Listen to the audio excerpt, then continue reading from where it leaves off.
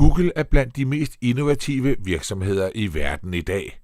Men hvad er egentlig hemmeligheden bag Googles succes? Det har vi talt med direktør Peter Friis fra Google Danmark om. Hvad er egentlig grundpillerne i Googles måde at foretage innovation? Kan man være kreativ på kommando og udfordre de traditionelle begreber som eksempelvis arbejdstid på arbejdsmarkedet? Ja, jeg tror ikke, man kan være kreativ på kommando. Men jeg tror på, at man kan sætte nogle rammer op for, hvordan man kan være innovativ. Og det gælder både på det personlige plan og på det mere strukturelle virksomhedsplan. Google har mange forskellige måder at sørge for, at det her sker på. De fleste har hørt om det, vi kalder vores 20% tid, hvor vi giver muligheden for, at vores medarbejdere kan bruge 20% af deres tid på projekter, som ikke lige er i kernen af det, de laver til hverdag. Og dem kan vi så mødes om på tværs, så jeg kan finde nogle andres 20% tid.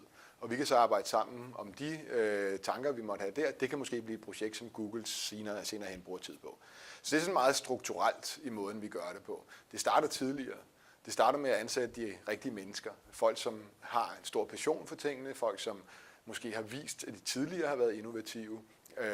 Og som brænder for alle mulige forskellige ting. Langt de fleste af Googles produkter er ikke udviklet af folk, eller er ikke nødvendigvis udviklet af folk, der sad med dem i hånden, for eksempel. Det var ikke deres projekt. Vores Google Sky, for eksempel, jamen det er lavet af nogen, der bare synes, at det var spændende med astronomi.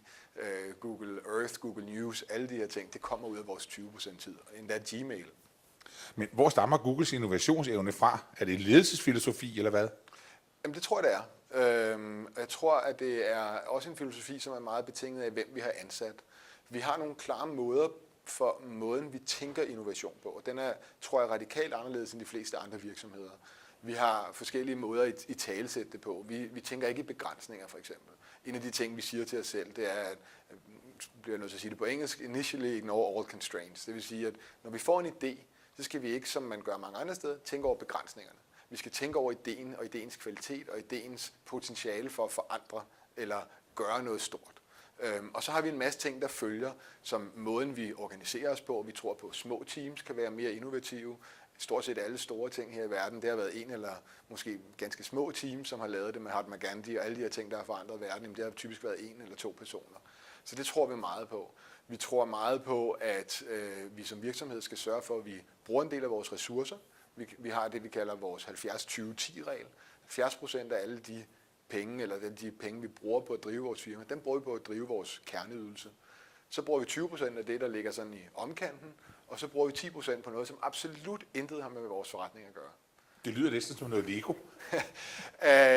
Ja, altså jeg tror ikke Google har patent på at have en innovativ måde at bygge sin forretning på, og en måde, der gør, at folk har mulighed for at være innovative i deres hverdag. Det tror jeg ikke. Jeg tænker også på det med kernekompetencer, når man fremelsker. Ja, jamen helt sikkert. Altså, og der er masser af andre firmaer, der har deres formel. Vores formel virker, som om den virker for os. Ja. Hvad kan Danmark lære af Googles måde at innovere på? Jeg tænker både i erhvervslivet, når vi taler om udviklingen af den offentlige sektor og samfundet som helhed. Hvad kan vi lære? Jeg tror, vi kan lære rigtig meget. Jeg læste for ikke så lang tid siden en artikel noget om, at innovationen var stort set gået i stampe i dansk erhvervsliv. Nu kan jeg ikke huske, hvor jeg læste den. Og at jeg tror, det var kun 2 ud af 10 virksomheder inden for de sidste 10 år havde lanceret et nyt produkt. Tilsvarende så tror jeg, at Google har lanceret 10 nye produkter, mens jeg har talt. Jeg tror, den hastighed, hvormed Google gør tingene, det tror jeg, man kan lære af. Jeg tror, man kan lære af Google har truffet nogle valg og agerer på baggrund af nogle forandringer. Der er sket nogle teknologiske forandringer i vores samfund over de sidste 10 år. Der er en masse ny teknologi, der er en masse ny information, der er en masse nye muligheder. Samtidig så er der sket en masse brugerskabte forandringer. Vi i dag som mennesker, vi bruger medier og teknologi på en anden måde, end vi gjorde før. Hvordan kan IT fungere som en enabler eller en driver for innovation? Jeg tænker på, hvordan kan vi anvende IT til at understøtte de innovative processer?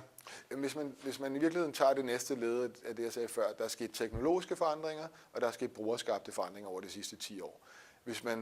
Hvis man ser det i et mere strategisk perspektiv, så forandrer det spillereglerne for langt de fleste virksomheder, og langt de fleste offentlige institutioner. Der, hvor jeg tror, at Google gør det måske bedre end mange andre virksomheder, måske hvor man kan lære noget, det er, at vi tager konsekvensen af det.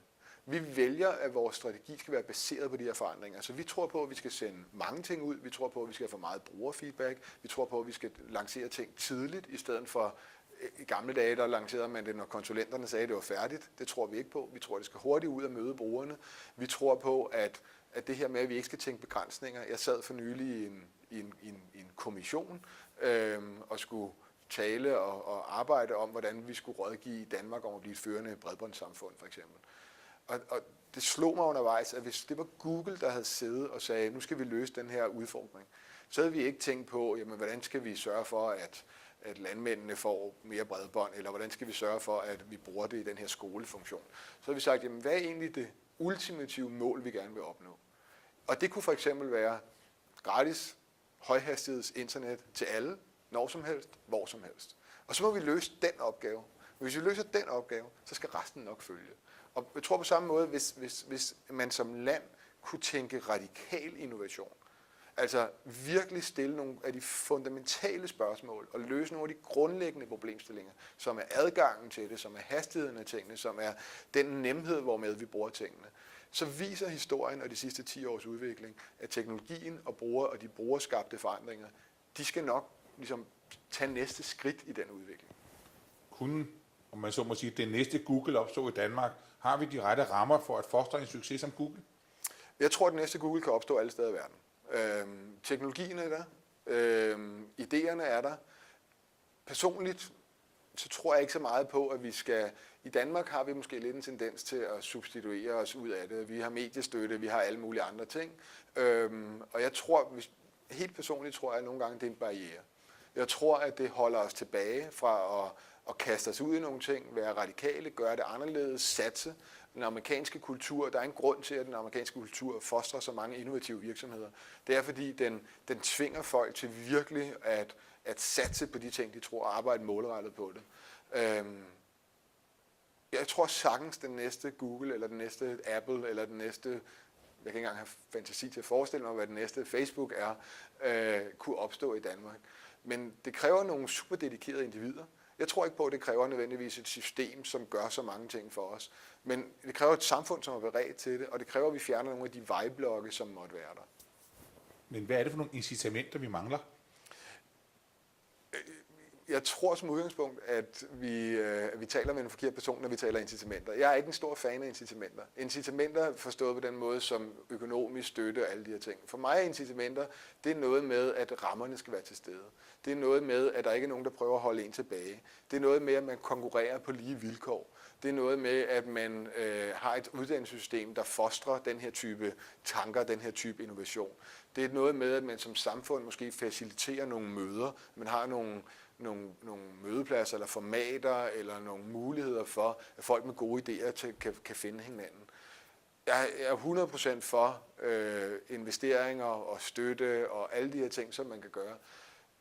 Men jeg tror, helt ærligt, jeg tror, det er en fejl at sætte lighedstegn mellem det og så succes. Vi har set så mange gange, at succes kan komme ud af ingenting.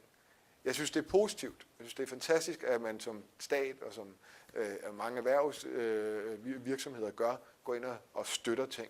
Men jeg tror ikke på, i et moderne samfund, hvor at omkostningen ved at drive virksomhed er blevet mindre, hvor at man kan være global fra dag 1, hvor at teknologien gør, at vi alle sammen har mulighed for at lave billeder, lyd og video og alle de her ting, som vi ikke havde før, for en omkostning, der er en fraktion af, hvad det var før, hvor prisen på lager, altså data storage, gennem data, er blevet mindre end nogensinde før, hvor prisen for adgang til information er blevet mindre end mange gange før, hvor vi ved, at over de næste 1-2 år, så kommer vi til at løse den næste barriere. Vi har løst de tidsmæssige og de geomæssige barrierer. Nu kommer vi som samfund og som verden til at løse de sprogmæssige barrierer.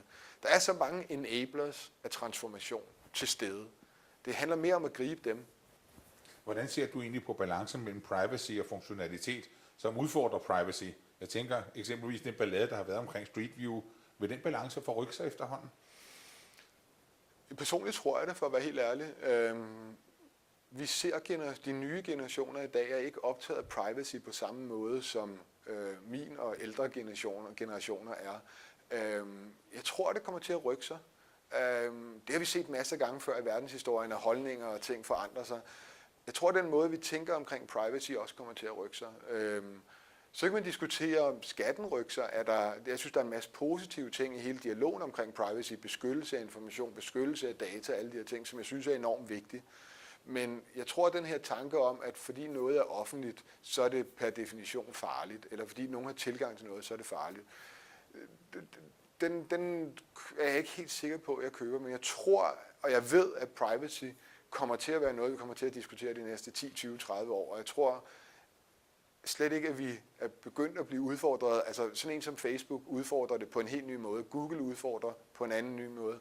Og hvad er det næste Facebook? Hvad er det næste tjeneste, som kommer til at gøre det? Jeg tror, der er mange ting. Og jeg tror, når folk kommer til at få flere terminaler, som er mere bærbare, så flytter, hvad kan man sige, teknologien og den her deling af os selv, den flytter endnu mere ud i det offentlige rum. Fordi vi har det med, når vi er på ferie, vi har det med, når vi er til bryllup, vi har det med, når vi er alt muligt andet. Og lige pludselig, jamen, så er der ikke bare billeder af mig, som jeg selv lægger op. Der er billeder af mig, der danser til et bryllup, fordi nogle andre har gjort det, og synes, at det er... Så alt det her med data protection, privacy, det er kommet for at blive, men hvis vi kigger generationsmæssigt på det, så kunne man godt få en indikation af, at det er sådan en mellemgeneration, for hvem det er et stort problem. Og de næste generationer allerede vil have et udviklingsmæssigt bevæget sig væk, hvor det er måske i en anden kontekst, vi skal diskutere det. Findes der en form for en Google Mania blandt medarbejderne hos Google? Jeg tænker, det er jo meget attraktivt at få arbejde hos Google, og hvad kan eventuelt skabe sådan en form for en mania, en rus, eller hvad man kan kalde det, blandt medarbejdere? Jeg tror, der er noget af den slags. Jeg tror ikke nødvendigvis, at vi skal bruge ordet mania. Jeg ved, at det vi gør i Google, det er, at vi ansætter nogle mennesker, som vi bruger enormt meget tid på at finde. Så vi er sikre på, at det er kompetente mennesker. Vi er enormt optaget af det mennesker med en passion, der brænder for tingene. Så i Google arbejder vi jo alle sammen for en mission. Den mission, det er at gøre verdens information tilgængelig og brugbar. Meget hurtigt, hvis ikke man allerede var forelsket i den, før man kom til firmaet, så bliver man det, når man kommer ind i firmaet. Når man ser, hvor mange steder at Google er med til netop at gøre information tilgængelig og brugbar, så bliver man drevet af den mission. Når man er drevet af den mission, og man er sammen med en masse andre mennesker, som langt de fleste er jo klogere end en selv, og hurtigere end en selv, og smartere end en selv, men de har det her til fælles. Og de har det til fælles, at de ikke kun på deres arbejde, men i næsten alle instanser af deres liv, er enormt passionerede. Så får man en holdånd. Og det tror jeg, når du siger mania, så vil jeg omskrive det til en holdånd. For det er en holdånd, det er en fornemmelse af, at alle trækker mod det samme. Her til sidst, hvad vil det væsentligste skridt være, hvis Danmark skal gøres fremtidsparat, hvis vi tænker i jeres baner? Jamen det tror jeg allerede, jeg har sagt. Hvis jeg skulle gøre Danmark fremtidsparat, så vil jeg sige, og det er der masser af stater, som har mulighed for, og der er også mange, der måske går med tankerne på det, så vil jeg sige, gratis, højhastigheds internetforbindelser til alle, når som helst og hvor som helst.